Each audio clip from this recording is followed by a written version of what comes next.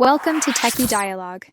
In this video, we will show you how to disable Microsoft Edge in Windows 11 step by step in the simplest way possible. Step 1. First, open Microsoft Edge to show that it is working.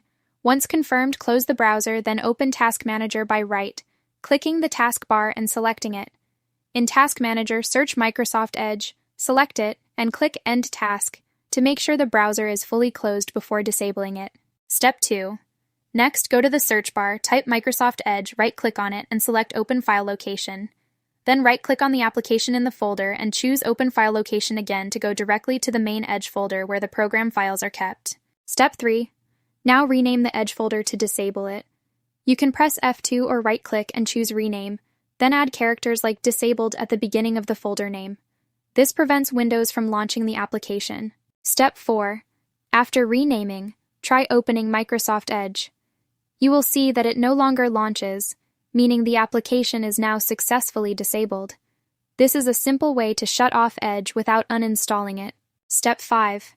To enable Edge again, simply remove the characters you added to the folder name. Once renamed back to the original, Microsoft Edge will work as usual, giving you full control over the browser. Thanks for watching, and don't forget to subscribe to Techie Dialogue.